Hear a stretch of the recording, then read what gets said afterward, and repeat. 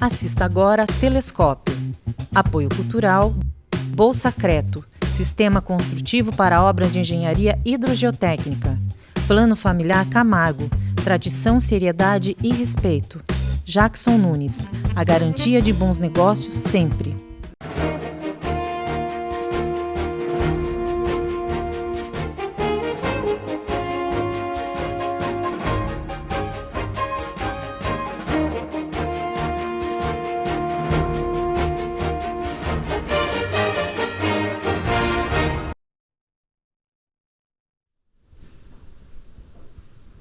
Boa tarde, Itapetininga. Começa agora mais um programa Telescópio, o seu programa de entrevistas direto dos estúdios da TVI para o canal 8 da NET e também para o site tvitap.com.br, tvitap.com.br.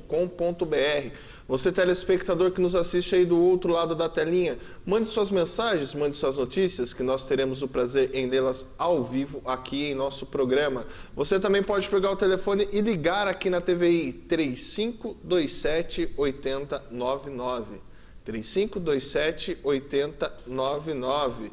E também interagir conosco através do WhatsApp. O número vai aparecer aí abaixo do seu monitor. Você pega o seu celular, grava seu áudio ou manda seu texto que nós teremos o prazer em colocar ao vivo aqui em nosso programa. Antes de eu apresentar os meus convidados de hoje, queria passar um recado para você, telespectador, que nos próximos dias, eu acho que a partir de segunda ou terça-feira da semana que vem, trago essa informação mais certa aí durante a semana, mas a TVI ela está mudando de casa, então alguns dos nossos programas eles serão gravados enquanto a gente muda de prédio. Então, para que continue com entrevistas inéditas, pautas inéditas, nós estamos gravando uma série de programas. Vou passar aqui para vocês aí depois alguns dos nossos entrevistados. E aí, dentro de alguns dias, só esse tempo de acertar principalmente essa parte da tecnologia, para que nós possamos voltar com o nosso programa ao vivo. Deixa eu começar aqui, meu boa tarde ao meu amigo advogado Cristiano Tamura, que irá conversar conosco hoje sobre plano de carreira aí. Qual a importância das empresas terem um plano de carreira aí na sua gestão? Cristiano, boa tarde, bem-vindo ao programa Telescópio. Boa tarde, Maurício. Boa tarde a todos os telespectadores de Itapetininga e região. É sempre um prazer participar e poder dividir um pouquinho do conhecimento e das informações que nós temos no nosso dia a dia no mercado de trabalho. Então, Maurício... Deixa eu só segurar você, para você responder. Antes de você responder essa pergunta, eu preciso chamar aqui os nossos apoiadores culturais, mas aí a gente volta e você traz essa resposta aos nossos telespectadores. É rapidinho, voltamos já. Telescópio. Apoio Cultural, Bolsa Creto, Sistema Construtivo para Obras de Engenharia Hidrogeotécnica. Plano Familiar Camargo, tradição, seriedade e respeito. Jackson Nunes, a garantia de bons negócios sempre.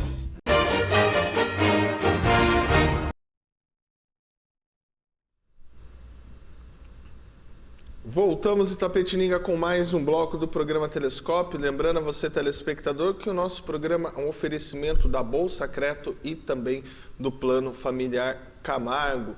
Vamos às notícias aqui de Itapetininga, começando pela Folha. A Folha, que é a sua versão impressa, ela está nas bancas todos os sábados. Um abraço especial ao Silas Guerin Cardoso também, que foi um dos entrevistados. Fiz uma entrevista muito bacana com o Silas sobre espiritismo. Então, na próxima semana, essa entrevista gravada com o Silas está imperdível. Novas mudanças do trânsito na área central e bairros da cidade. Quadrilha é capturada pela polícia militar logo após assalto. Assassinato de idosa intensifica debate sobre moradores de rua. Audiência pública abordou a adesão do município ao sistema de sanidade agropecuária. Até isso aqui é um tema, estava lendo essa matéria, vou falar aqui com a nossa produção, vou trazer uns especialistas para a gente falar um pouco de sanidade agropecuária, que é um tema bastante em voga aí nesses últimos tempos. Itapetininga tem 3,7 milhões para gastar em 2017, afirma pesquisa. Prefeitura pretende dar mochilas e uniformes. Câmara aprova a Refis e começa dia 3 de julho. Essas notícias são do jornal Correio de Itapetininga, o jornal Correio de Itapetininga que está nas bancas todas as sextas-feiras na sua versão impressa. Começa aqui o nosso bate-papo com o Cristiano. Poderia falar sobre vários assuntos com ele, mas hoje vamos falar sobre plano de carreira. Poderia falar sobre o Corinthians, poderia falar sobre o vôlei. O vôlei nós vamos dar uma pincelada também aí durante o programa. Mas, Cristiano, eu queria começar o nosso bate-papo falando sobre plano de carreira, né? A gente sabe que algumas empresas não adotam essa estratégia. Então, a primeira pergunta, o que seria um plano de carreira dentro do entendimento empresarial? Bom, vamos lá, de novo, boa tarde a todos. No bloco passado eu quase atropelei aqui, que é um assunto gostoso de falar, Maurício, porque é um assunto que interessa a todos. Interessa aos empresários, interessa também aos trabalhadores, porque o plano de carreira, na verdade, ele é você organizar, ter um organograma de trabalho dentro da pessoa jurídica, dentro da empresa, no qual você consiga atender os interesses da empresa, que a empresa se organize e se desenvolva, e também consiga organizar essa mão de obra, que ela é fundamental ao desenvolvimento da empresa. Então, seria você conseguir apresentar para os seus colaboradores, para o seu time de colaboradores, uma estrutura na qual ele consiga trabalhar e se desenvolver. Não é segredo para ninguém que a pessoa jurídica ela existe com um objetivo, que é ter lucro. A gente vive numa sociedade capitalista, isso não é nenhum pecado, e a empresa ela é constituída por dois fatores, capital e trabalho. Então você tem o empresário, o empreendedor, que é a pessoa que vai colocar o capital dele, que vai assumir o risco empresarial, e do outro lado ele vai precisar de uma energia, que é a força de trabalho, que são seus colaboradores, seu time, para que eles consigam desenvolver uma função. Então o empresário ele tem que ter uma estrutura empresarial que cresça e que gere cada vez mais lucro, mas a contrapartida disso, eu penso isso que é uma contrapartida bastante justa, é oferecer também à sua equipe de trabalhadores uma estrutura na qual eles consigam entender o que eles precisam fazer ao longo de determinado tempo, para que eles se desenvolvam, consigam melhores salários, melhores cargos e consigam crescer hierarquicamente dentro dessa estrutura empresarial. E é um desenvolvimento que todos ganham, Maurício. Eu gosto bastante de trabalhar com a parte de consultoria e eu gosto de enxergar relações profissionais e trabalhos que eu consigo desenvolver, que eu consigo entregar resultado que agrega a todos. Vai trazer benefício à empresa, que essa empresa vai conseguir se estruturar melhor e também vai trazer benefício ao colaborador que está lá dentro. No final do dia, todo mundo sai ganhando quando a empresa consegue se estruturar dentro de um plano de carreira.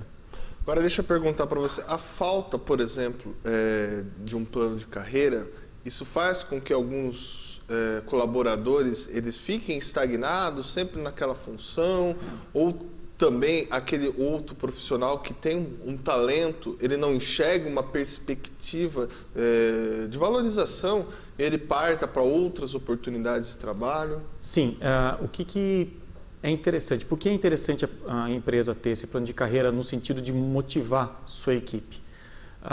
Não é segredo para ninguém que todos nós hoje em dia, está cada vez mais em voga isso, que todo mundo precisa trabalhar motivado.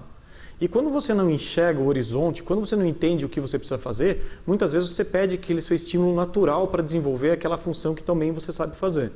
Então, muitas vezes, o colaborador desestimulado, ele rende menos. Aí ele está fazendo um erro para as duas pontas. Pessoalmente, ele está se estagnando, isso é ruim para ele não vai ter uma evolução salarial, ele não vai ter uma evolução dentro da carreira dele, e também é muito ruim para a empresa, que tem uma mão de obra que rende menos do que poderia render. Então, é prejudicial demais para as duas pontas da operação, tanto para quem trabalha como para quem recebe o trabalho. Tá? E, de fato, Maurício, uma pessoa desestimulada, uma pessoa sem perspectiva, ela pode buscar ao longo do tempo outras oportunidades. E muitas vezes essa oportunidade, se tivesse organizado a empresa, poderia estar dentro da própria casa. Eu não precisaria sair de lá, ter aquela questão de sair de uma zona de conforto, buscar uma outra oportunidade, se a empresa mesmo que ele trabalha tivesse essa organização, tivesse essa estrutura funcionando em prol da empresa e em prol dos colaboradores dela. Agora deixa eu perguntar para você, a gente está falando em plano de carreira, quem está nos assistindo pode achar que isso é algo só de multinacionais, mas isso também pode ser aplicado em pequenas e médias empresas, né? Sim, na verdade é o seguinte, Maurício, eu acho que não só pode como deve. Tá? o conhecimento, obviamente, ele vai sendo compartilhado ao longo do tempo e na medida que ele se torna mais popular, mais pessoas aderem ao conhecimento. A princípio, somente as grandes empresas realmente tinham uma estrutura de plano de carreira, estrutura de política de cargos, de promoções. Mas hoje em dia é cada vez mais comum e mais correto, mais acertado, que mesmo empresas de pequeno ou médio porte se estruturem dentro de uma estrutura de plano de carreira. Não é um conhecimento super sofisticado, algo que somente grandes multinacionais, empresas que têm recursos financeiros para investir nisso, podem oferecer aos seus colaboradores. É um conhecimento hoje em dia que alguns bons profissionais no mercado, não só nos grandes centros, mas hoje em dia em cidades de menor porte, também já conseguem oferecer esse tipo de serviço. Então aquela desculpa, nossa, eu não faço um plano de carreira porque é um investimento muito caro que eu estou fazendo na empresa. Nossa, eu não faço um plano de carreira porque é muito complexo. Eu não faço um plano de carreira porque eu não tenho um profissional que possa me assessorar. Eu acho que isso já é uma visão ultrapassada. Tá? O empresário hoje em dia, ele é mais completo no ponto de vista de gestão, ele já tem acesso a essas informações e não é tão caro o investimento no plano de carreira. Eu costumo dizer, e isso faz parte do dia a dia do escritório de advocacia, Maurício, que o investimento em consultoria ele é muito mais barato do que o investimento no contencioso. O que é contencioso? É o investimento numa ação judicial. Primeiro porque os honorários dos advogados, isso eu acho que eu falo por toda a categoria nossa, é muito mais barato para uma consultoria do que para uma atuação num processo pontual. E o processo pontual, nesse caso que é o processo trabalhista, que pode gerar algum passivo, seria o passivo trabalhista nesse caso. A gente está cansado de saber que a Justiça do Trabalho ela tem uma tendência a ser mais paternalista, a defender mais os interesses do trabalhador. Muitas vezes, inclusive, injustamente. Mas esse é um outro ponto que eu acho que não é o momento aqui da gente discutir. Mas é fato que o empresário ele vai gastar muito menos dinheiro fazendo um planejamento, criando uma estrutura, criando uma política de cargos e de plano de carreira, do que deixar a empresa dele correr, navegar sem um rumo e eventualmente estar sujeito a algum tipo de passivo trabalhista. Nesse caso, sim, o empresário vai entender que é muito mais caro, muito mais danoso, além de muito mais estressante, trabalhar para corrigir o problema no final. Eu vejo muito mais interessante você investir numa parte de consultoria, você se planejar, você colhe melhores resultados e não tem um gasto final, que é o gasto no processo, o gasto na condenação no processo do trabalho. Eu falei dessa realidade do plano de carreira nas empresas multinacionais, transnacionais, mas aí também eu vou refazendo um pouco essa pergunta dentro do seguinte contexto. Você acha que, fazendo um recorte de escala, inicialmente no Brasil, depois de Itapetininga, a gente tem esse plano de carreira ou essa consciência de plano de carreira elaborado de forma tardia? Eu acho que é tardio e o empresário muitas vezes só se conscientiza do problema e da necessidade, de novo, quando ele tem um problema trabalhista. Quando ele recebe uma reclamação trabalhista, ele entende o quanto vai custar aquilo para ele no final de um processo, ele se pergunta, por que eu estou respondendo esse processo? Ele vai entender que o investimento deve ser feito no começo, não no final. E, Maurício, eu acho que é normal, muitas vezes a gente aprende na dor mesmo.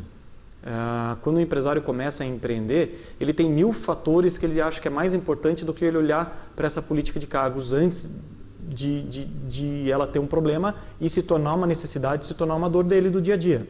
Ele vai preocupar com fornecedor, com marca, com venda, com recebimento e muitas vezes deixa passar isso. Então, esse é um problema que a gente encontra no dia a dia. A gente trabalha num país que ele pouco colabora com o empreendedor. Isso é fato. Nossa carga tributária é complexa, nosso sistema tributário, nosso sistema contábil é complexo, as leis nossas são complexas. A gente trabalha num emaranhado de informações que muitas vezes dificulta o dia a dia da gestão do empresário. O empresário ele passa a ser um executor dentro da empresa dele, quando ele deveria ser um gestor. O gestor está um pouco mais afastado do problema e ele consegue olhar o problema de forma global. Só que na roda viva e no problema do dia a dia, o empresário acaba sendo um executor. Quando ele se torna executor, ele fica dentro do furacão e daí ele deixa de olhar o problema.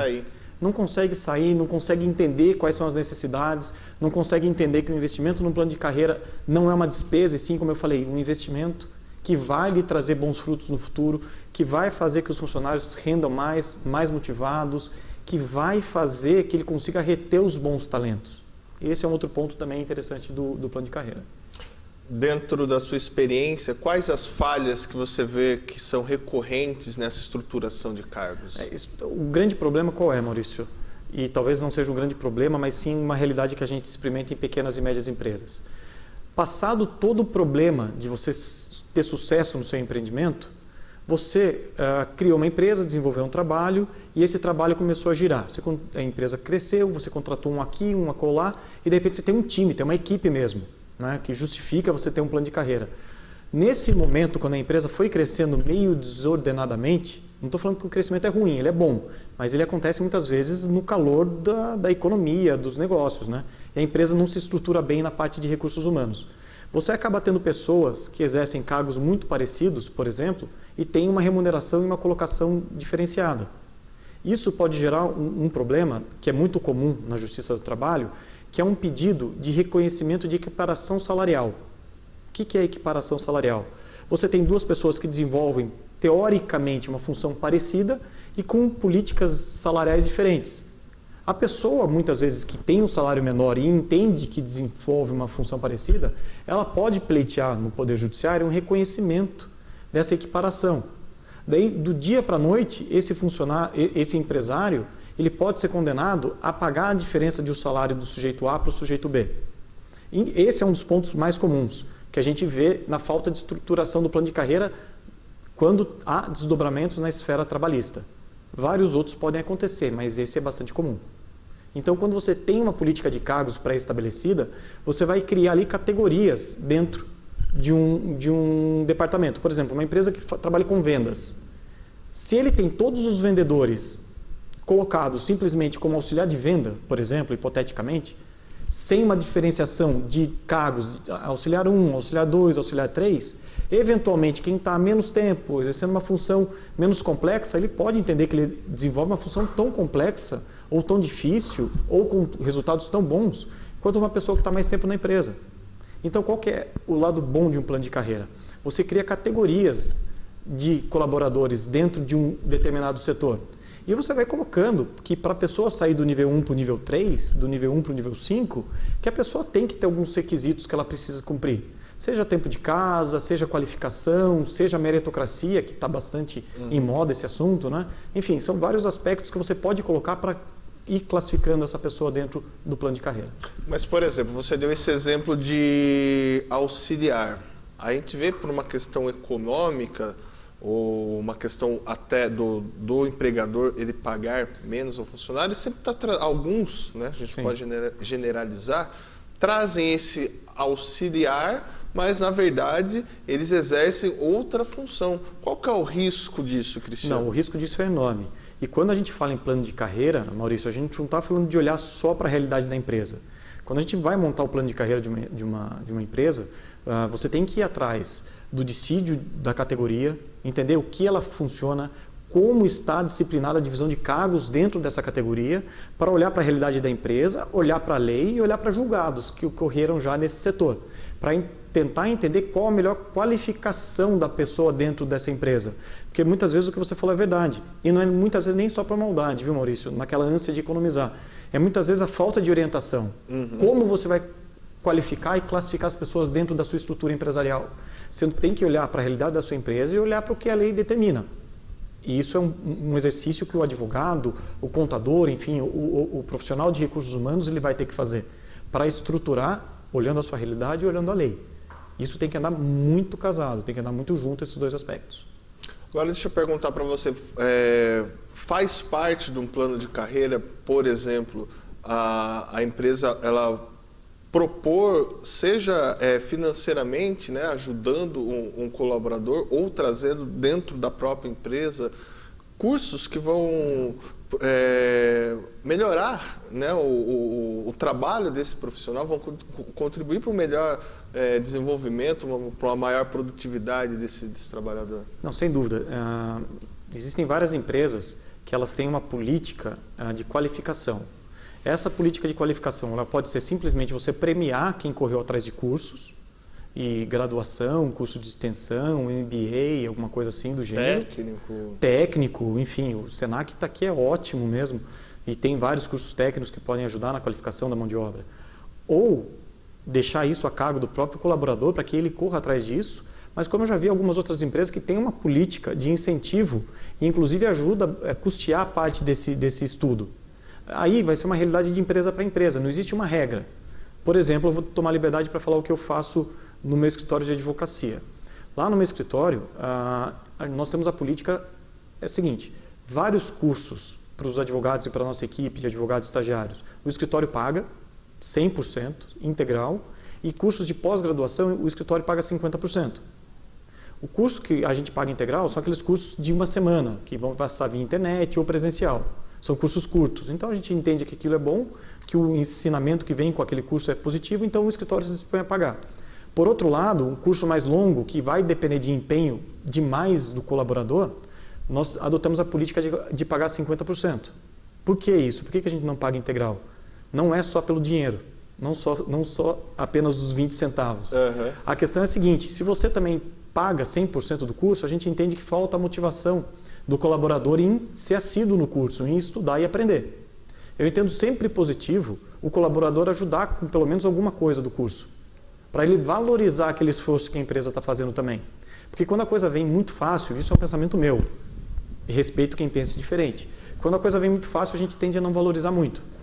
Então, quando o colaborador ele também paga por aquilo que ele está usufruindo, ele entende o valor daquilo e entende o sacrifício que a empresa está fazendo pela qualificação dele também.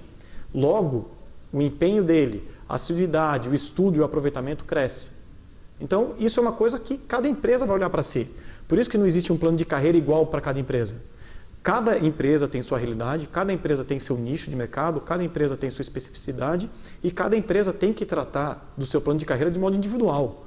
Não existe você comprar um livro e falar, aplique um plano de carreira e pronto, siga passo a passo. Não existe isso. Existem várias reuniões, vários entendimentos para você entender o que aquela empresa precisa colocar no seu plano de carreira. Entender o que aquela empresa precisa fazer para o seu colaborador. Entender como ele vai fazer para reter aquele colaborador, como ele vai desenvolver melhor aquela mão de obra. E esse é o charme do trabalho. É o trabalho de consultoria. É igual uma roupa de alfaiataria, é feito sob medida. Entendeu? E o empresário tem que entender, e daí com a ajuda do profissional da área, seja o contador dele, seja um profissional de recursos humanos, seja um advogado, enfim, alguém que milite na área, como ele vai poder fazer a melhor realidade de plano de carreira dentro da empresa dele.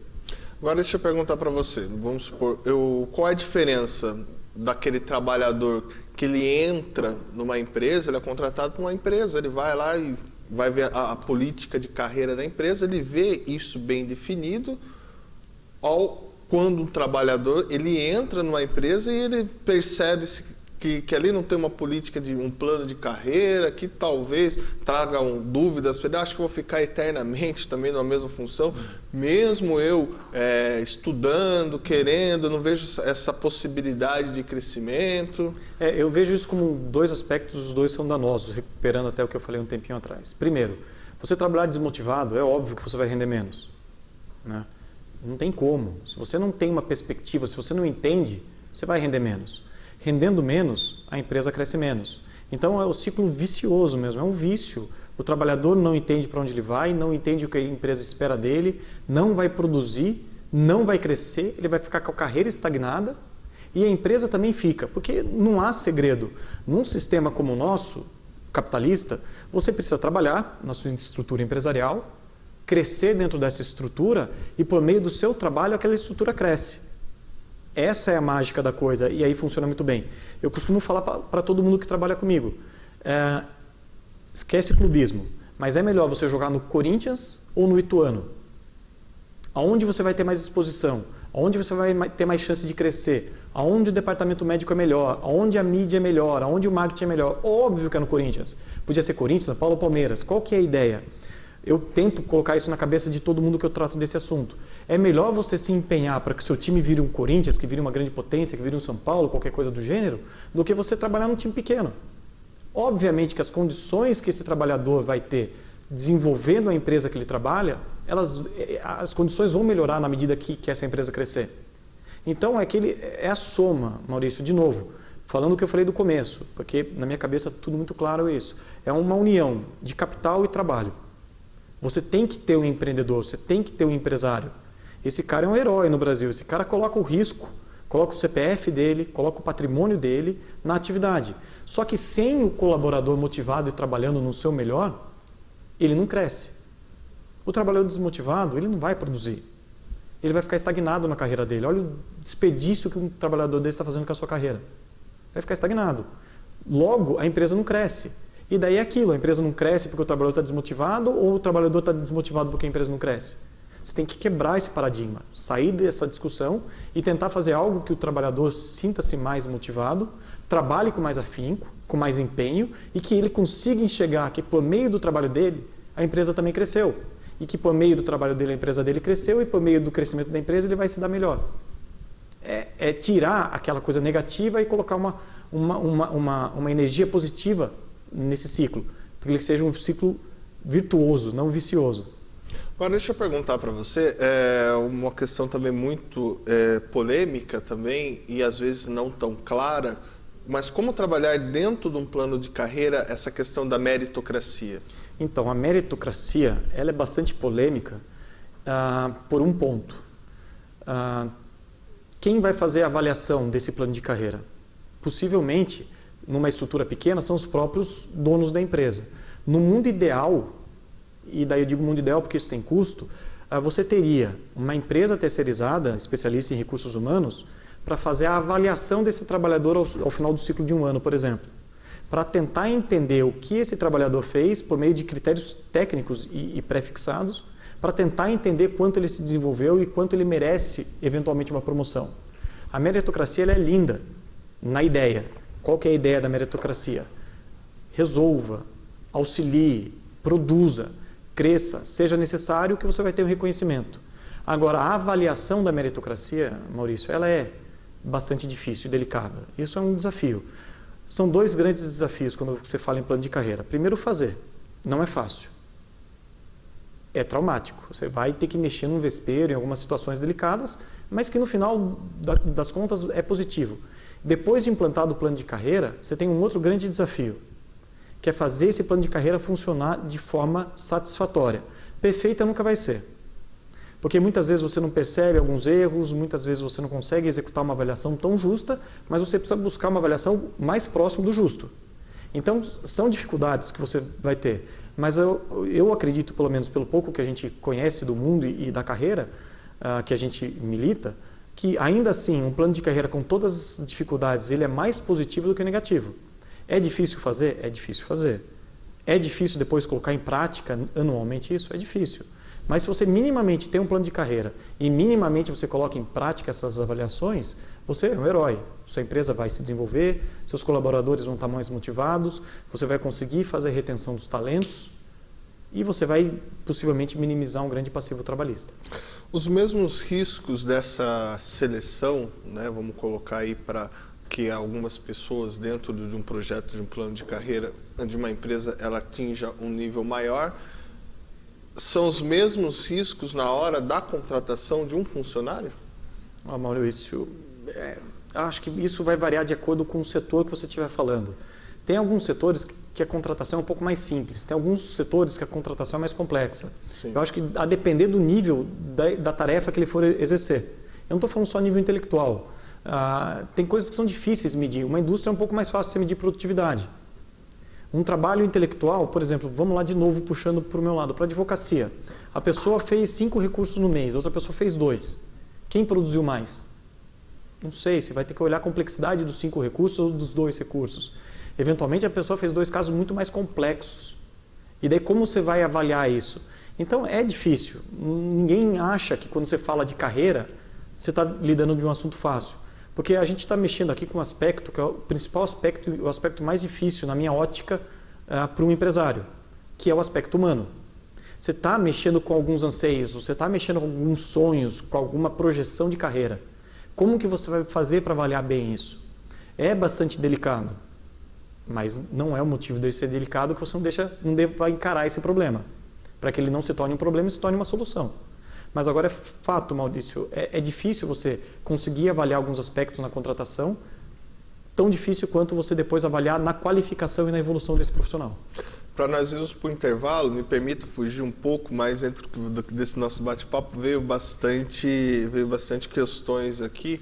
É possível também dentro do sistema público, né? A gente vê, por exemplo, trazendo a nossa realidade de Itapetininga, muitos funcionários públicos pleiteiam que a prefeitura tenha claro e definido esse plano de carreira. Olha, Maurício, eu acho que um dos problemas do setor público, e é uma das coisas que nunca me interessou em participar, em fazer algum concurso público, é justamente a falta de perspectiva de crescimento profissional dentro de algumas carreiras. Então, eu acho que não só é importante, como deveria ser obrigatório você em todas as carreiras ter um plano de carreira. Todas. Algumas carreiras já têm isso. Você vira auxiliar, chefe, cresce, pega uma função. Eu acho isso super positivo, porque eu entendo de verdade que o ser humano ele tem que ter uma meta, algo para alcançar. Fora isso, você se acomoda. Convenhamos, Maurício, não estou falando mal nem bem, é uma realidade e uma forma que eu vejo a coisa.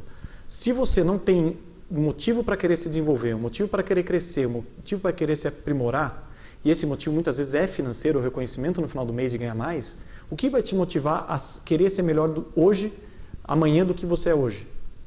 Então eu acho super importante, super positivo a ideia do plano de carreira também para o funcionalismo público. Eu tenho certeza que você teria esses servidores públicos servindo o público de forma melhor do que serve hoje. De novo, não estou falando que eles não se vão bem, não estou querendo comprar aqui uma briga, por favor. Eu só acho que, de fato, seria muito bom para eles. E deveria, sim, haver um esforço da administração pública, seja municipal, federal, em qualquer carreira. Exatamente, todos. Não vamos direcionar aqui nossa bazuca para ninguém. Eu acho, sim, que deveria ter, que motivaria e o resultado seria para a população. Seria muito melhor. Maravilha. Antes de continuarmos nosso bate-papo aqui com o Cristiano Tamura, nós vamos aos nossos apoiadores culturais. Não saiam daí, voltamos já. Telescópio. Apoio cultural. Bolsa Creto. Sistema construtivo para obras de engenharia hidrogeotécnica. Plano familiar Camargo. Tradição, seriedade e respeito. Jackson Nunes. A garantia de bons negócios sempre.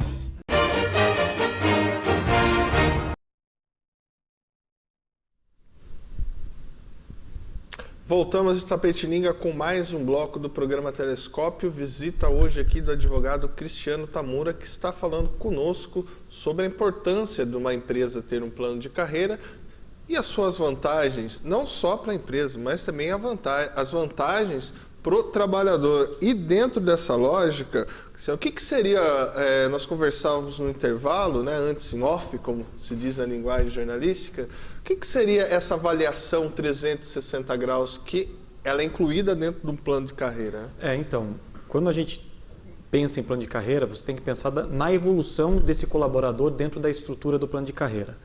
E essa avaliação 360 é uma das ferramentas que se usa para avaliar, é uma avaliação que vai tentar olhar esse colaborador por todos os ângulos possíveis. Seja uma avaliação do superior hierárquico dele, para saber como ele é executando tarefas, como é o tempo de resposta, como são as soluções que ele oferece no trabalho para os clientes, como uma avaliação dos pares, que são as pessoas que estão na mesma posição que ele no plano de carreira. Isso também é muito importante, porque não basta se relacionar bem só com o seu gestor, com o seu superior. Você também tem que ser, para uma avaliação justa, tem que ser uma pessoa boa de lidar dentro da empresa. A pessoa tem que saber trabalhar em equipe. Isso é uma grande qualidade que também tem que ser avaliada, o trabalho em equipe. Então você também tem os pares falando o que acham desse profissional. E além disso, uma avaliação, se esse profissional tiver alguma pessoa que ele coordene no trabalho, a avaliação de um inferior hierárquico. Por que isso também é importante? Não adianta nada o colaborador saber responder bem aos chefes, conversar bem com seus pares e ser um cavalo e tratar mal quem ele coordene. Isso é um grande defeito, uma grande falha. Então, a pessoa, e aí sim a gente está querendo saber como ela é dentro da estrutura empresarial, ela vai ter que ter uma resposta dos seus coordenadores, uma resposta dos seus pares e uma resposta dos seus subordinados. Isso é a avaliação 360. Quando você tem a possibilidade ainda de pegar informações e saber como é essa pessoa trabalhando com o seu público final, que é o seu cliente, ainda é melhor, a avaliação fica mais completa. Mas é uma forma e é uma das ferramentas utilizadas para tentar avaliar esse profissional no desempenho da sua função, para saber como ele agiu, o que ele pode melhorar, porque você precisa, dentro de um plano de carreira, conseguir dar também para o seu colaborador alguma orientação do que ele precisa fazer. Fala, olha, esse ano você vai ter, eventualmente, somente o repasse de um dissídio e você não vai subir um degrau no seu plano de carreira por esse motivo, por esse. Então você precisa conseguir passar algum tipo de informação para ele. Por que isso? Porque eu acho que todo mundo precisa de uma justificativa. Isso é o principal motivo, né?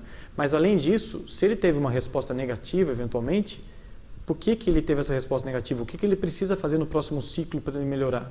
Ou se eventualmente ele também teve uma resposta positiva e foi aquém do que ele imaginava, o que ele precisa fazer para melhorar? O que ele precisa corrigir? Quais são os defeitos que ele ainda tem? E ali vou ainda além, ainda que essa pessoa tenha tido um desempenho maravilhoso, possivelmente vai ter algum ponto fraco que ele precisa melhorar. Então essa avaliação 360 é uma das formas, não é a única, evidentemente, mas é uma das formas de você olhar de forma completa esse colaborador. Esses resultados dessa avaliação 360, o que é mais recomendado?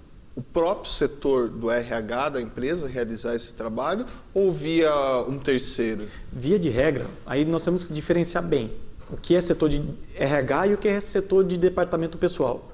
Departamento pessoal é aquela pessoa que vai processar a folha de pagamento, vai fazer fechamento, vai pagar férias, enfim. Esse é um trabalho de departamento pessoal. E outro trabalho que a gente chama de recursos humanos é justamente um profissional da área que muitas vezes não está dentro da empresa, mas é terceirizado, é um profissional da área que entenda, que tenha formação, inclusive que entenda de psicologia, que entenda de motivação, que entenda de comportamento para conseguir fazer essa avaliação. Tá? Então são dois profissionais diferentes, que são igualmente importantes. O do departamento pessoal, que vai fazer o processamento de folha e todas as atividades correlacionadas, e o atendimento e a visualização por um profissional do recursos humanos, que é um profissional que vai conseguir entender esse aspecto um pouco mais subjetivo da relação do trabalhador com a sua empresa.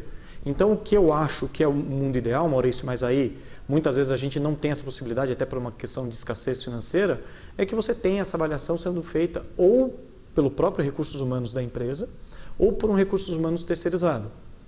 Por exemplo, quando a gente trabalha com recursos humanos, com um plano de carreira no meu escritório de advocacia, a gente não faz essa avaliação, a gente implanta o plano de carreira. E depois algum profissional da área que realmente tem essa formação, que não é uma formação jurídica, que é muito mais uma formação de recursos humanos, que ele consiga lidar com esse dia a dia do plano de carreira.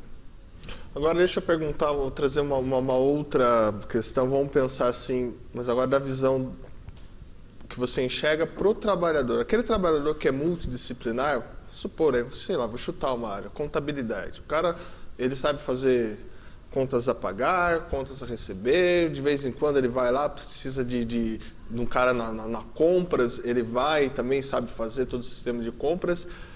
Esse cara ele tem uma maior oportunidade de crescer dentro de uma empresa onde ela tem bem definido esse plano de carreira? Sim, certamente.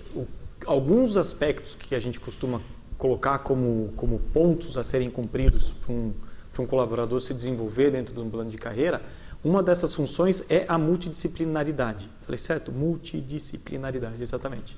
O que é isso? É aquela pessoa que ela não se atém unicamente à função que foi designada para ela executar.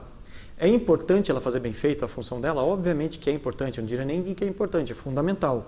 Ele precisa saber fazer o arroz com feijão. Mas, obviamente, se essa pessoa conseguir ter algum papel de destaque em algumas outras áreas que sejam relacionadas ao trabalho dela, melhor. Maurício, e aqui é bem simples e acho que todos os telespectadores conseguem entender isso. A pessoa, quando ela se torna fundamental, aquela pessoa que você fecha o olho e fala, puta, ainda bem que eu tenho sujeito comigo me ajudando na empresa. Ainda bem que minha empresa tem esse tipo de colaborador. Obviamente que essa pessoa vai ter uma chance de desenvolvimento maior. É aquela pessoa que a gente brinca que ela faz tudo. Poxa, deu tal problema, o cara fala, não, deixa que eu resolvo. Não, mas não é a sua área, não, mas deixa comigo. Óbvio que o empresário vai olhar para essa pessoa e falar, nossa, eu posso perder até o sujeito A, mas se eu perco o B, que é um cara multidisciplinar, eu estou muito mais ferrado, desculpa a palavra, eu estou perdido. Sim. Se eu perco uma pessoa dessa magnitude dentro da empresa. Daí você ainda vai pensar assim, ainda mais em tempo de crise, né, Maurício? Hoje em dia, infelizmente, a gente tem trabalhado aí com uma taxa de 12% em média de desemprego. É um número absurdo. São 14 milhões de desempregados. É um número absurdo. É um número assustador. Quem tem mais risco de perder o emprego? A pessoa que se atém única e exclusivamente a fazer sua função e não vai além, ou aquela pessoa que é o profissional multidisciplinar? Eu não teria nem dúvidas. Graças a Deus eu não tive que fazer nenhum corte nas empresas que eu trabalho. Mas se algum dia eu tiver que fazer, infelizmente eu vou olhar para o meu quadro de colaboradores e vou falar, poxa, esse daqui é imprescindível, esse daqui eu não posso perder. Corto um dedinho, mas não corto ele.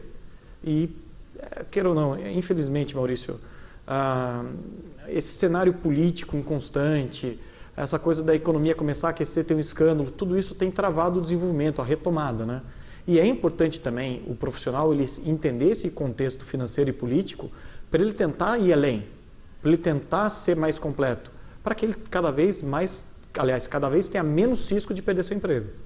Porque eu acho que a gente hoje em dia, infelizmente, a gente não pode pensar só na evolução, a gente tem que pensar também na manutenção do emprego. Infelizmente. Bons tempos naquele que a gente só pensasse em crescer e em evoluir. Hoje em dia, infelizmente, se você conseguir se manter, já é um bom negócio. Eu quero falar sobre outros assuntos com você, sei que nosso tempo está, mas a minha última pergunta ainda relacionada a essa questão do plano de carreira, você enxerga as empresas que fazem esse plano de carreira como uma equiparação social? Em que aspecto, Maurício? Me desculpa. Falo que você traz uma equiparação social na questão de desenvolvimento da pessoa, desenvolvimento econômico. Eu vejo isso com bastante clareza, principalmente algumas empresas que trabalham nesse plano de carreira, começando desde a parte do estagiário, pegando aquele profissional que está no começo de carreira, dando oportunidade para que ele se desenvolva, porque o mercado é muito fechado. Se você não abre dentro da sua empresa um espaço para um trainee, para um estagiário, para alguma coisa do gênero, muitas vezes você está fazendo que a pessoa que vai se formar, ela se forme sem a experiência profissional. E daí você tem lá no final da vida acadêmica um profissional formado, que não teve oportunidade de trabalho, ou seja, ele só vai ter a bagagem acadêmica e não vai ter a bagagem profissional. A prática. E a prática é super importante. Eu digo isso com bastante liberdade, porque quando eu comecei a fazer a faculdade, eu entrei na faculdade em 99. Carequinha, pesava 10, 12 quilos a menos, e fui lá para São Paulo, aquele mundo do cão, não conhecia ninguém. E entrei na PUC, estava perdido, né? Não conhecia ninguém, enfim. Eu dei muita sorte de conseguir um estágio na primeira semana. Na segunda semana de aula eu já estava fazendo estágio. Quando eu me formei, ao final de 5 anos de vida acadêmica, eu já tinha 5 anos de experiência profissional. Fui efetivado no meio do 4º ano da minha faculdade, meu chefe chegou, Cristiano, você já ganhou uma sala, ganhou o seu trabalho e toque tua vida. Isso me deu uma segurança muito grande. Então, qual que eu acho que é a responsabilidade social de um plano de carreira? É, se possível, ainda a empresa conseguir pegar aquele profissional que ainda está vivendo a vida acadêmica, seja um curso técnico, seja qualquer coisa assim, e traga já essa pessoa para o seu quadro de colaboradores. E comece ali já a evolução profissional. Isso é o bacana. Talvez seja um dos meios, Maurício.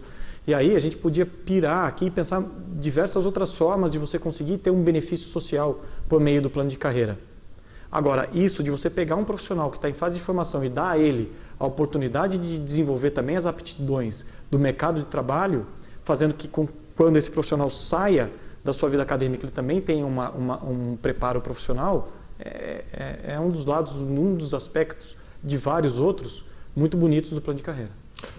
Cristiano, muito legal, né? Eu acho bacana, acho que a gente pode até numa outra oportunidade dar continuidade a essa conversa. A gente sabe que esse momento, um momento de dificuldade econômica, é muito interessante trazer essas visões que contribuam para manter, para aumentar os empregos, também para melhorar esse aspecto profissional das empresas. Fica o convite para você, outra oportunidade de estar aqui com a gente. Mas vou pedir para você, para a gente falar um pouco sobre um outro assunto, que eu sei que você também é uma das pessoas que está aí encabeçando esse projeto do time de vôlei aqui na nossa cidade, que é o Itapetininga.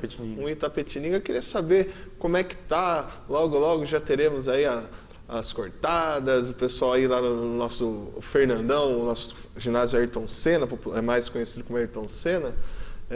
Esse time já estará em quadra e quando teremos aí logo os primeiros jogos? Olha, Maurício, o projeto do vôlei, eu tive a felicidade de ser convidado pelo Rodrigo Moraes, que é o gestor do projeto, e hoje em dia eu encabeço o time na Associação Itapetininga de Vôlei e eu sou presidente.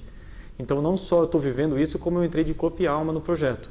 E é um projeto, Maurício, que ele é das coisas mais prazerosas que eu tenho feito hoje em dia. Ele tem um lado social que me encanta muito. A ideia é que ao longo do tempo a gente chegue a atender aproximadamente 400 crianças no nosso projeto social, tirando essas crianças da rua, dando a oportunidade de conviver com grandes ídolos do esporte nacional, dando a oportunidade dessas crianças praticarem algo que seja saudável. Eu sou um cara que ama esporte, tanto como torcedor, agora do outro lado aqui como dirigente, e eu entendo que o esporte é um dos caminhos para a evolução social. Não só para quem vai se profissionalizar, mas o esporte ele traz muita coisa positiva na formação do cidadão.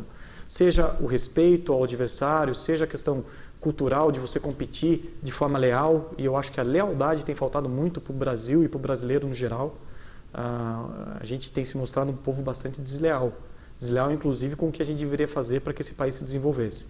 Então tem esse aspecto social que eu acho maravilhoso. E fora isso, Maurício, o aspecto do esporte em si. Esse final de semana nós recebemos em casa, estava eu e o Daniel, que é o diretor do time, um jogador já veio, começou a trazer a mudança dele para cá, que é o Fernando Pilan. O Fernando Pilan é um gigante, tem 2,2 metros de altura. Até tirei uma foto com ele, parece que eu sou de mentira e o cara tá na altura. Conviver com esses ídolos do esporte, que vão se tornar ídolos locais, para a gente é muito legal. E eu tenho certeza que isso vai movimentar muito a cidade. Eles vão morar efetivamente aqui em Itapetininga. A associação está montando casas para esses atletas morarem aqui. Vem atleta, comissão técnica, são aproximadamente 20 pessoas que vão fazer parte da comissão e de jogadores, tá, Maurício? Eles vão morar aqui em Itapetininga. O André Nascimento, campeão olímpico, medalhista de ouro e de prata em 2 Olimpíadas, ele vai largar a família dele a princípio em Florianópolis. Ele mora em Jurerê Internacional. De vez em quando até me pergunto, nossa, será que é real isso mesmo? Ele vai largar tudo isso e vem morar aqui em Itapetininga. Acreditando no projeto. Acreditando no projeto. A ideia do André Nascimento é se tornar diretor. Ele vai jogar uma temporada conosco, vai passar a experiência dele para os atletas mais jovens. O nosso time é um time de jogadores jovens, nós estamos pegando a base da seleção sub-23. É um time muito forte, muito competitivo. E vai estar o André como grande referência, passando a experiência e toda a vivência dele, que não é pequena no voleibol. E ajudando ele, essa imagem que ele tem, nos ajudando depois, ele vem para somar com a nossa diretoria. Então ele joga uma temporada e depois vai realmente se mudar de Malicuia com toda a família para Itapetininga. Quer dizer, você começa a entender a magnitude desse projeto. Nós vamos conviver diariamente com esses jogadores circulando aqui na nossa sociedade. Se você vai numa academia, é perigoso esbarrar com eles. Vai almoçar num restaurante, é perigoso trombar com esses caras. E vão ser nossos ídolos locais. Eu espero sim que a cidade abrace esses meninos que têm vindo, que vão chegar aqui a partir da semana que vem, eles estarão aqui conosco já, e que nos ajudem. E nós, Maurício, da Associação de Vôlei Itapetininga de Vôlei, nós estamos tendo uma surpresa muito, muito bonita com vários setores da sociedade. A Prefeitura tem nos ajudado com esse projeto. Agradeço, inclusive, à Secretaria de Esportes, a Simone, nossa prefeita, a Fapela, nosso secretário de Esportes, tem nos ajudado a implantar isso. A iniciativa privada, Maurício, é incrível. Temos os grandes patrocinadores, a Chemical, 3M, Hunter Douglas, Vila Rios, a Unimed. Eu fico até com medo quando eu começo a falar tenho medo de esquecer. Mas, enfim, nós temos prefeitura, temos grandes empresas e o comércio local, na figura dos seus parceiros, em figura das empresas, a gente desenvolveu pequenas cotas de patrocínio. E é impressionante. Tem empresa que não pode ajudar com dinheiro, mas ela fala, não, você vai abastecer o ônibus da equipe no meu posto e isso eu pago. Tem empresa que não pode ajudar com dinheiro, mas trabalha com material elétrico. Até minha sogra, Terezinha da Elecil, eles vão nos dar material elétrico, nós vamos precisar reformar o ginásio. Então, cada um está ajudando como pode. Ajuda como pode. A Itabox mandou cama para as casas, porque a gente precisa de cama. Onde esses atletas vão dormir? A gente não tem dinheiro para comprar tudo isso. Então, é um negócio maluco, que todo mundo tem ajudado. O Posto Sarutaiá, eu dou a gasolina, eu dou a cama, eu dou não sei o quê. Então, todo mundo abraçando esse projeto de algum jeito ou de outro, dando o que pode. Tem gente que fala, não, eu quero participar com dinheiro. O Jorge da Mídia Painéis, ele falou, não consigo ajudar financeiramente, mas eu vou disponibilizar outdoors para vocês na cidade inteira. Nossa, que presente. Revista top da cidade, eu estou falando só alguns, são muitos, Maurício. eles vão disponibilizar uma página, 2 páginas da revista para a gente divulgar o time. Quer dizer, então uma abertura que nos faz de verdade acreditar de novo em alguma coisa séria nesse país, porque essas pessoas, elas não estão necessariamente querendo vincular a sua marca e querer ter exposição. Obviamente que todo mundo quer ter uma certa exposição, mas elas estão acreditando num sonho. Hoje, até com o nosso departamento de marketing, a gente colocou na nossa página do Facebook, que é Vôlei Itapetininga, uma frase do Raul Seixas, que fala que o sonho que se sonha só é só um sonho. Mas a hora que você começa a ter pessoas, aquilo se torna realidade. Então a gente está experimentando vários malucos sonhando com a gente. As pessoas compraram esse projeto. É muito difícil, Maurício, hoje você encontrar um parceiro que te dê dinheiro, que te dê um material elétrico, que te dê gasolina, que te dê uma cama. Por quê? Porque você está investindo num sonho. Ano que vem eu acredito que vai ser mais fácil. A gente vai prática, né? A gente vai conseguir falar, olha, tivemos tantos minutos na Rede Globo, tantos minutos na TVI, tantos minutos não sei em qual meio de comunicação, daí você consegue vender patrocínio. Hoje em dia a gente não vendeu patrocínio, a gente vendeu sonho. E existem pessoas dispostas a sonhar. Então, nosso agradecimento enorme à Prefeitura, aos nossos grandes patrocinadores e aos nossos grandes parceiros. Que eles, no volume financeiro, eles são pequenos, mas na força que eles têm, eles são gigantes. Então, é de realmente se emocionar. Tem muitos profissionais liberais como eu aqui, médicos, fisioterapeutas, nutricionistas que vão fazer trabalho voluntário, pessoas que vão parar, fechar a sua agenda e dedicar algumas horas do seu dia sem nenhuma contrapartida financeira para ajudar o projeto. Quer dizer, naquele mundo que eu falei para você que o brasileiro tem errado, ver uma coisinha dessa bonita acontecendo, você começa a acreditar de novo na sociedade, acreditar de novo na força das pessoas unidas em prol de um objetivo. E tomara que isso reflita, né? Aquela coisa do ciclo virtuoso, né? Uhum. Que como teve esse trabalho no vôlei, que ele dê muito certo, que socialmente ele seja muito bem aceito e que isso possa incentivar outros trabalhos igualmente importantes em outras áreas. Cristiano, para fechar o nosso bate-papo, já queria agradecer, né, a sua presença aqui. Leve o convite, vamos ver, a gente estava falando em off, vamos ver se a gente consegue também, o modo da TV também contribuir, trazer, já que está chegando o pessoal, ver se a gente consegue aí fazer uma entrevista. Fica já esse convite para vocês, mas uma pergunta: como é que vai ficar o seu coração a hora que o Itapetininga for jogar contra o Corinthians aqui, que eu sei que o Corinthians também tem um time de vôlei, e corintiano é corintiano em tudo, é no vôlei, é no futebol, é na natação, é no botão, é em tudo. Eu já me fiz essa pergunta, viu, Maurício? Quando a gente teve a notícia que o Corinthians montou um time de vôlei, vai ser um time fortíssimo também, ficou balançado, mas de verdade, nesse momento, eu acho que eu sou mais Itapetininga do que Corinthians. Viu? E no Campeonato Brasileiro, quem vai ser o campeão? Corinthians, né? Eu acho, inclusive, que a gente já podia antecipar o final do campeonato, já dar a taça, que o título já é nosso. Obrigado, Cristiano Tamura, pela sua participação conosco hoje aqui no programa Telescópio. No próximo bloco, nós iremos conversar com o Ariovaldo Siqueira. Vamos falar sobre transporte público em Itapetininga. A gente sabe que é uma demanda grande da população. Vamos bater esse bate-papo, fazer esse bate-papo com o Ariovaldo. Não saiam daí, voltamos já.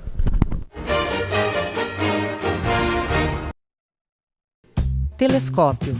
Apoio Cultural, Bolsa Creto, Sistema Construtivo para Obras de Engenharia Hidrogeotécnica, Plano Familiar Camargo, Tradição, Seriedade e Respeito. Jackson Nunes, a garantia de bons negócios sempre.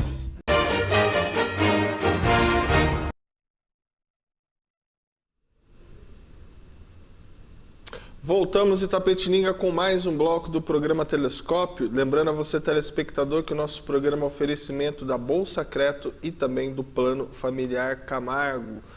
Meu bate-papo agora é com o senhor Ariovaldo Siqueira e vamos falar sobre transporte público.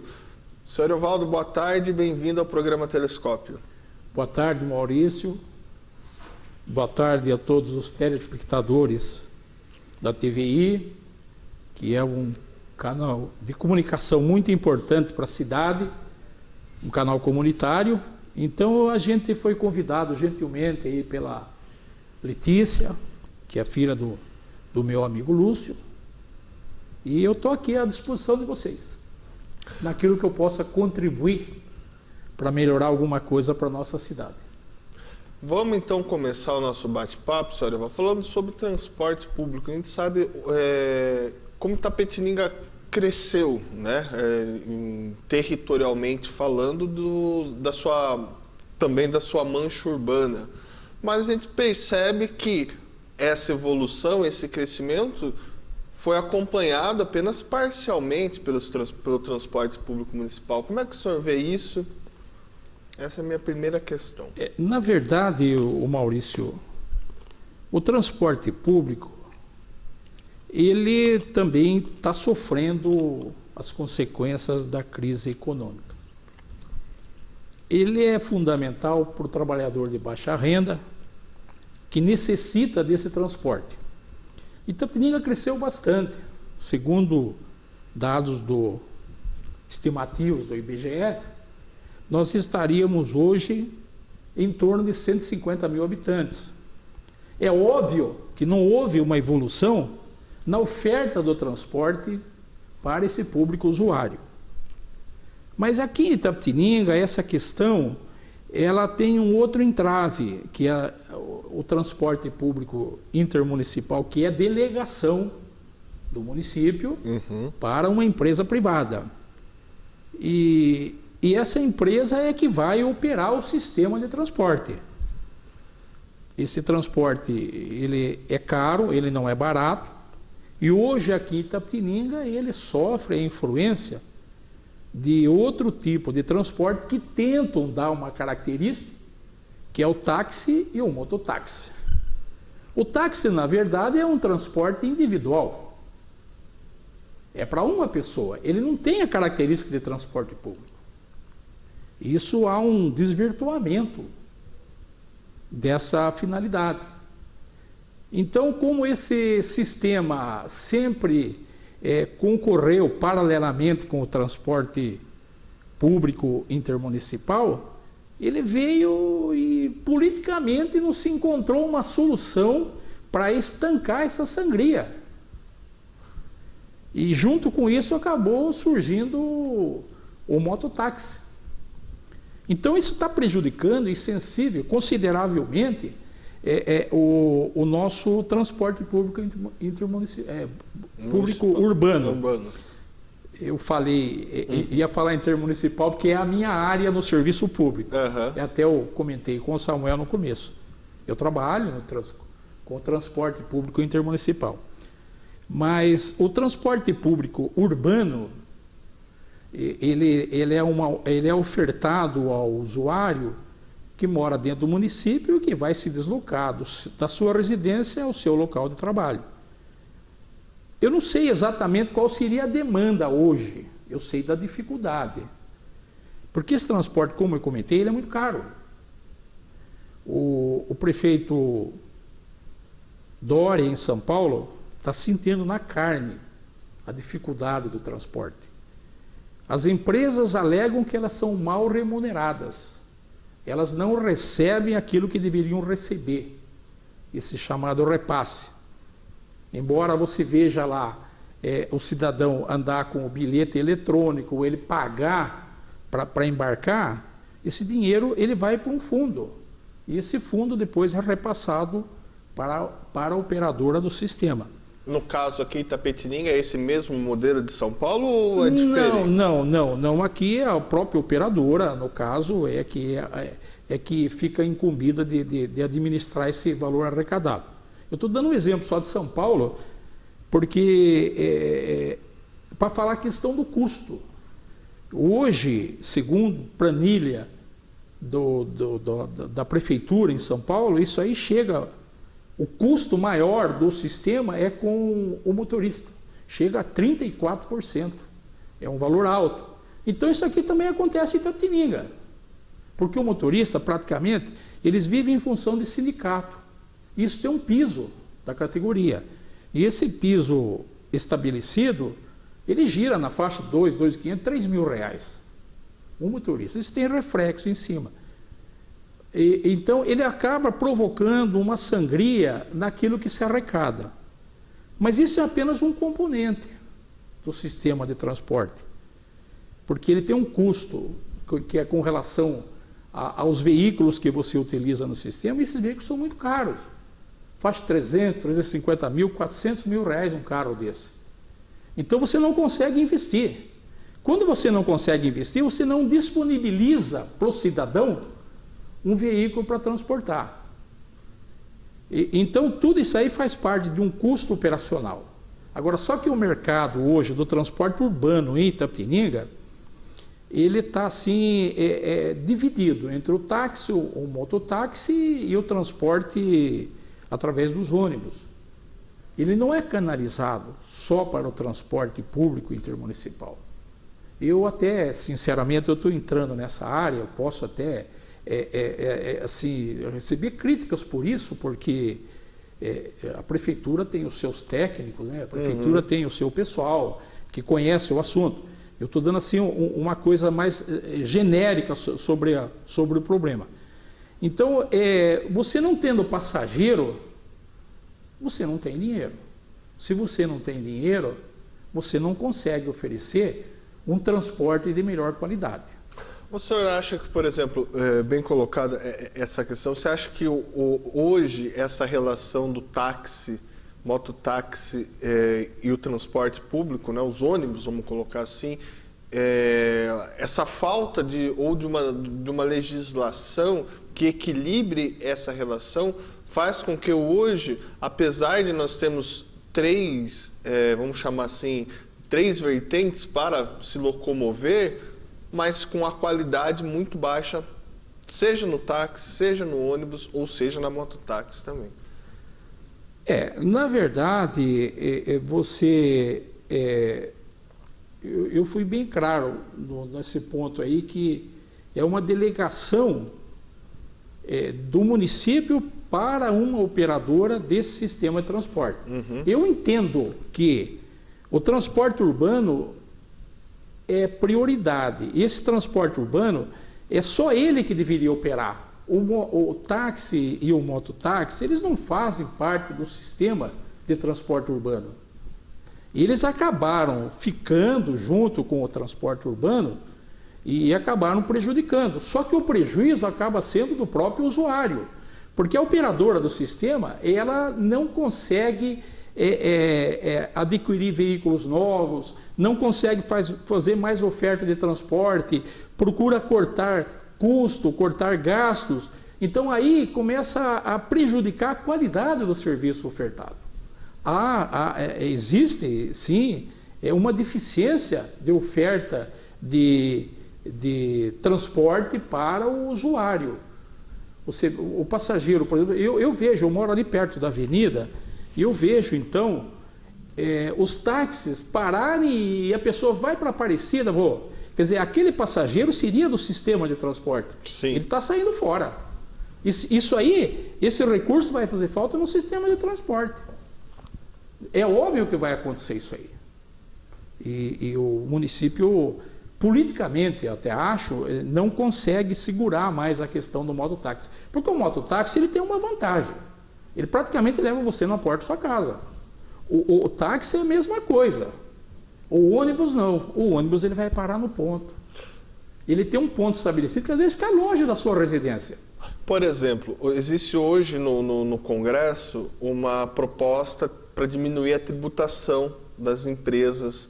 Isso, no caso de Itapetininga, não resolveria só baixar essa tributação, porque nós temos essa relação múltipla entre diversos veículos que realizam o transporte municipal. Eu acho que não resolveria, porque, na verdade, você baixar o tributo... O tributo não é da empresa. O tributo quem paga é o usuário. Quem recebe o serviço do município, do estado ou da União, ele paga a tarifa e junto com a tarifa está o tributo. Então quem está pagando é o cidadão. Poderia sim reduzir para isso aí e diminuir o preço da tarifa, mas jamais vão fazer isso aí. Eu nunca, em meus 71 anos de vida aí, e pela experiência que eu tenho, eu nunca vi baixar o valor de uma tarifa. Isso não ocorreria nunca. Então acho que não vai. O que poderia ser, talvez, isenção. O nosso sistema de transporte metropolitano, o transporte metropolitano ele tem isenção da tarifa do ICMS, que é o tributo mais pesado. Aqui no município, a empresa paga normalmente, ela não é isenta disso daí. Ele tem uma tarifa reduzida, mas ele não é isento. Talvez a isenção pudesse ajudar a melhorar, né, o sistema. Mas não sei se seria a solução. Talvez paliativa, né? É paliativa, porque a tarifa hoje, como a gente entende, ela é cara para o cidadão. O cidadão que paga para viajar, ou paga para usar o transporte, é muito caro isso aí para ele. Eu viajo para São Paulo há 24 anos, e então diariamente eu estou na estrada e vejo a agonia do passageiro.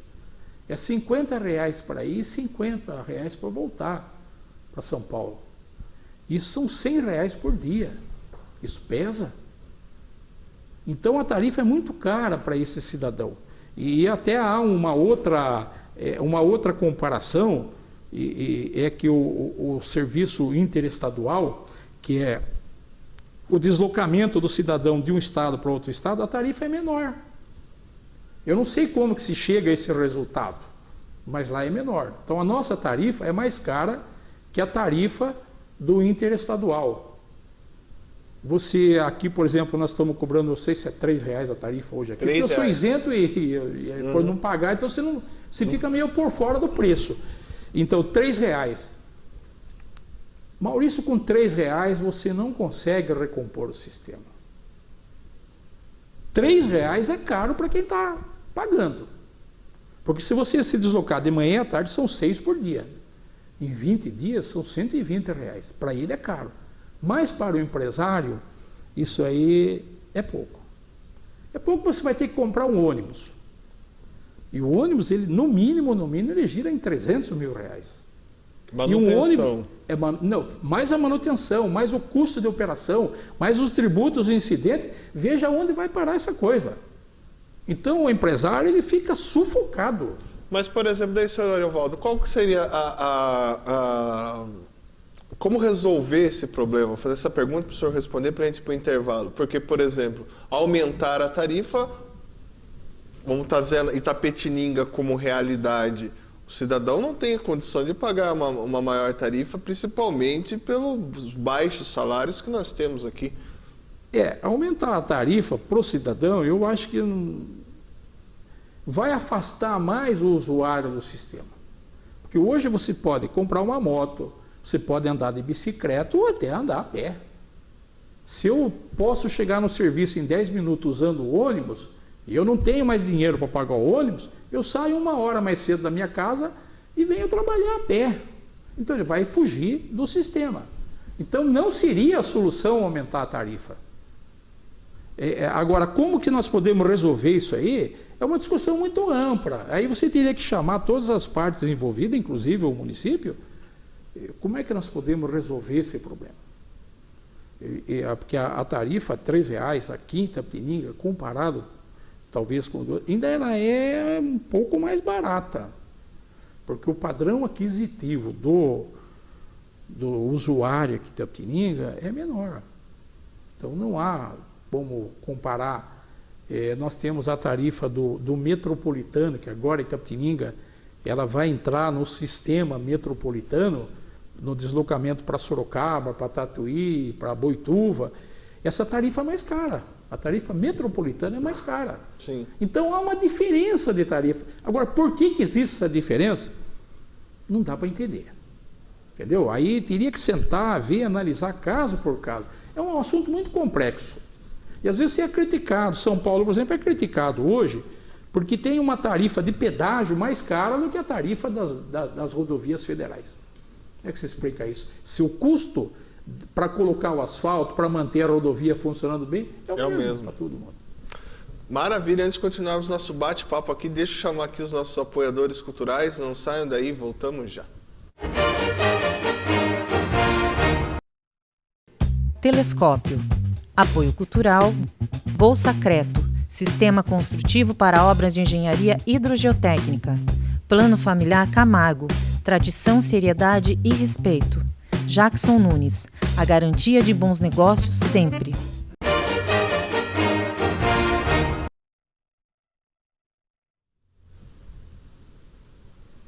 Voltamos, Itapetininga, aqui com o último bloco do programa Telescópio. O bate-papo hoje é com o seu Ariovaldo Siqueira, que está conversando, dialogando conosco sobre transporte público. Me recordo, senhor Evaldo, que o contrato da atual empresa hoje que faz esse transporte aqui em Itapetininga, ela previa internet no ônibus, instalação de não sei quantos pontos de ônibus cobertos, a criação do terminal lá, né, que é aquele terminal. Senhor, por que não... Acho que foi um pouco ilusório esse contrato que foi feito, dentro de todos esses problemas que nós viemos falando aí no bloco anterior? Eu acho que... Não diria que houve um exagero.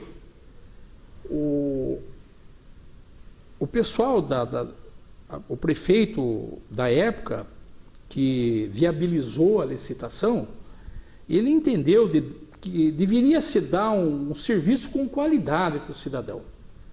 Internet, ar-condicionado, isso é tudo muito bonito, mas são custos pesados demais na operação de um sistema. Se hoje você, não fazendo tudo isso para o usuário, você cobra uma tarifa de R$3, com tudo isso a tarifa não vai ser R$3 nunca. Ela tem que ser muito mais do que isso. Então o usuário não vai conseguir pagar. Então eu acho que ainda não seria hora desse tipo de coisa. A modernização do sistema, da qualidade, da melhoria da qualidade do serviço a ser prestado para o usuário, isso aí ainda não é hora. O Haddad, voltando, porque não há como falar do transporte urbano daqui sem falar como de São Paulo, que eu conheço bem, porque eu trabalho lá. O Haddad exigiu das operadoras que eles pusessem aqui ônibus com capacidade para transportar 180 pessoas, com ar-condicionado, piso baixo, Wi-Fi, quer dizer, toda a qualidade. E as empresas tentaram colocar isso. Ficou difícil. Um ônibus, na época que o Haddad tentou fazer isso, custava R$1.200.000. Um ônibus? Um ônibus. Se você comprar 10 ônibus para colocar, vamos supor que tenha 10 corredores de ônibus que usam esse tipo de ônibus, seria R$12 milhões. É muito dinheiro para o empresário disponibilizar. E se você for comprar isso aí, ele não tem esse dinheiro. O sistema não dá esse recurso para ele. Ele tem que cair na mão do BNDES, ele tem que cair financiamento em banco, aí já gera um custo adicional, que é o custo financeiro daquele dinheiro que ele emprestou. Então, quando você colocou isso aqui, seria muito bonito, porque eu acho que o cidadão, o usuário, ele tem que ser respeitado pelo poder público, porque, afinal de contas, o Estado somos nós. Então, você tem que dar um serviço de qualidade. Então, a intenção era boa. A ação em si, que na prática não funcionou, porque encarecia demais. A empresa de ônibus Rosa, que eu conheço desde os tempos que eu trabalhava em Boituva, e ela tinha linhas com a gente, lá na época era o DR, hoje é a Artesp, ela tinha linhas com a gente, ela tinha fretamento com a gente. A gente já conhece a operadora, mas ela não tinha condições de fazer milagre. Isso foi colocado no papel... assim, no momento inoportuno. Sim. No meu entender. Até porque a economia naquela época já vinha dando sinais que a economia hoje em dia ela é global, né? A globalização não tem como você escapar disso. É um caminho natural para a humanidade. Todo mundo vai ter que partir para isso aí. A Europa hoje, com essa questão do euro, já se discute lá. A Inglaterra saiu fora, outros países estão ameaçando sair fora. A França quase saiu. Só não saiu porque ganhou o Emmanuel lá. Macron. Então, ele ganhou a eleição, por isso que não saiu. Mas se ganha aquela senhora lá, Le Pen. O que ia acontecer? Eles iam sair também. Então, estão tentando sair porque é difícil. A globalização está ficando cada vez mais difícil. E lá é fundamental, porque você sai da Itália e vai trabalhar na Alemanha. Você pega trens lá andando 120 km/h. Então, a questão de você, da globalização, está existindo em todo quanto é lugar. Então, acabou puxando a crise de lá para cá. Agora deixa eu aproveitar então, já que o senhor tocou nesse assunto até da globalização e serve como exemplo, claro, também para o transporte público. O senhor enxerga hoje, por exemplo, até dentro do liberalismo, uma certa discussão, uma certa contrapartida contra esse neoliberalismo? A gente vê muitos estados, por exemplo, o senhor citou a Inglaterra, com um nacionalismo muito contrário a essa questão da globalização. Aí tem uma questão cultural, né? Por exemplo, a Inglaterra, a formação cultural deles lá nível europeu, é muito maior do que a nossa. E eles têm uma visão do Estado diferente da nossa visão de Estado. Aqui no Brasil, por exemplo, nós temos o chamado clientelismo. Quer dizer, todo mundo quer viver pendurado no Estado. E o Estado acaba atendendo precariamente toda a população. Eles enxergam diferente. Eles têm mais recurso, a economia deles é mais saudável, tem dificuldade, claro. Aqui no Brasil já não é nada disso.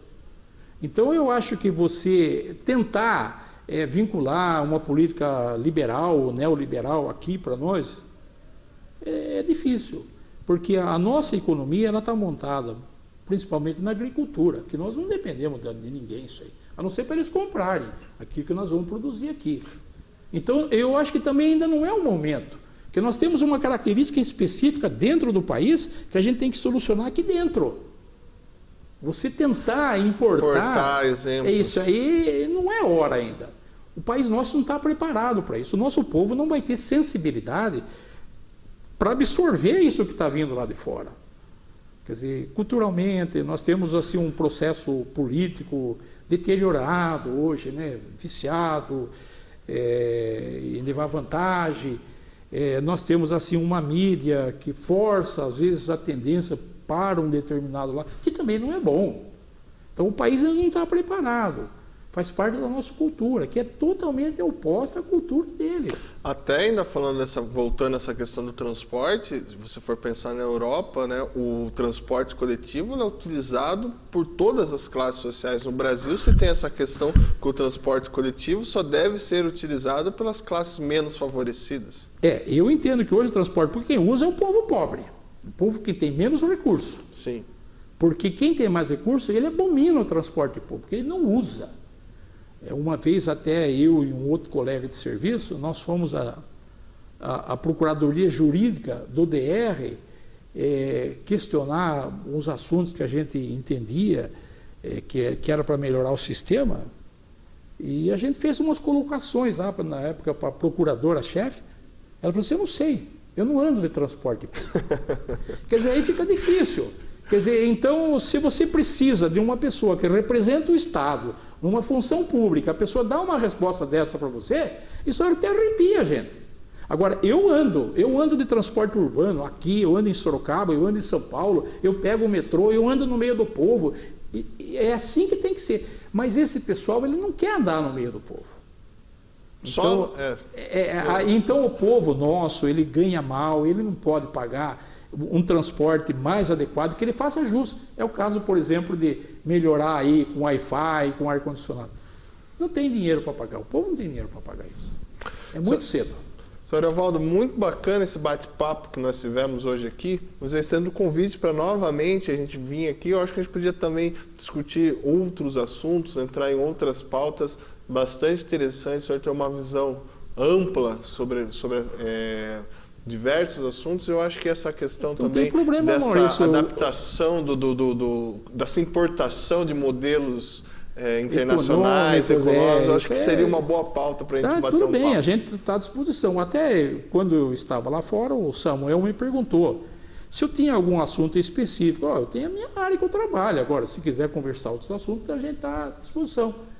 Aí depois chegou a Letícia, falou, não, para perguntar da cidade, que o senhor é as pessoas que já têm mais tempo na cidade. Eu até dei uma pesquisada, né, em assuntos sobre a cidade, para se fosse necessário, me atualizei até, né, mas eu estou à disposição, Maurício. Se precisar que a gente volte outra vez, a gente volta.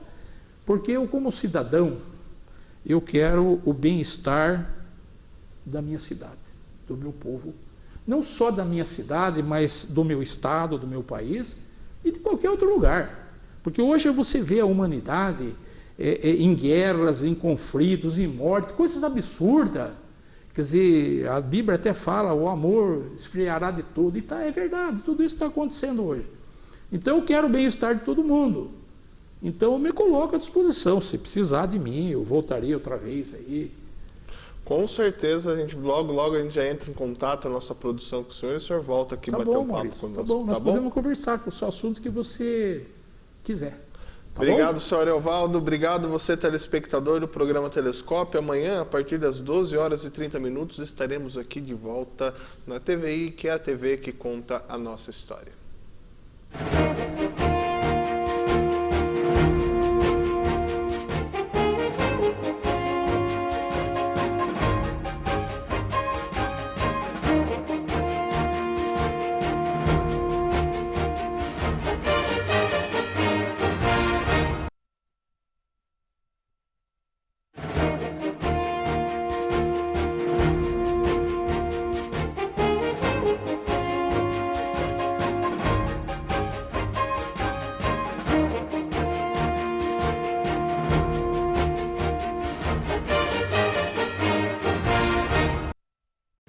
Telescópio.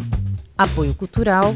Bolsa Creto. Sistema construtivo para obras de engenharia hidrogeotécnica. Plano familiar Camargo. Tradição, seriedade e respeito. Jackson Nunes. A garantia de bons negócios sempre.